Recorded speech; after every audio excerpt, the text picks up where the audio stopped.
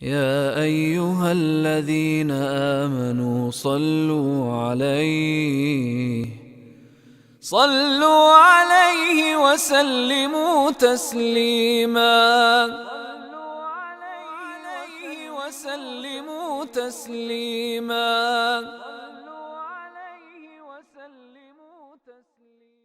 ابو معلہ رضی اللہ عنہ کہتے ہیں کہ رسول اللہ صلی اللہ علیہ وسلم نے ایک دن خطبہ دیا تو فرمایا، ایک شخص کو اس کے رب نے اختیار دیا کہ وہ دنیا میں جتنا رہنا چاہے رہے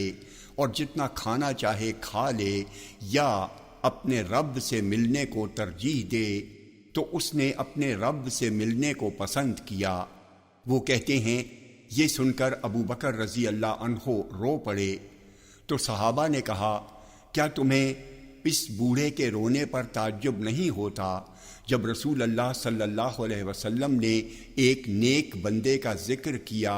کہ اس کے رب نے دو باتوں میں سے ایک کا اسے اختیار دیا کہ وہ دنیا میں رہے یا اپنے رب سے ملے، تو اس نے اپنے رب سے ملاقات کو پسند کیا۔ ابو بکر رضی اللہ عنہ ان میں سب سے زیادہ ان باتوں کو جاننے والے تھے جو رسول اللہ صلی اللہ علیہ وسلم نے فرمایا۔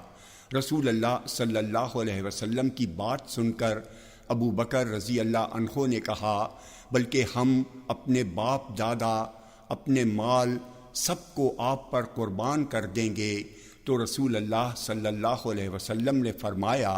کوئی آدمی ایسا نہیں جو ابن ابی قحافہ سے بڑھ کر میرا حق صحبت ادا کرنے والا ہو اور میرے اوپر اپنا مال خرچ کرنے والا ہو۔ اگر میں کسی کو خلیل یعنی گہرا دوست بناتا تو ابن ابی قحافہ کو دوست بناتا، لیکن ہمارے اور ان کے درمیان ایمان کی دوستی موجود ہے۔ یہ کلمہ آپ نے 2 یا 3 بار فرمایا، پھر فرمایا، تمہارا یہ ساتھی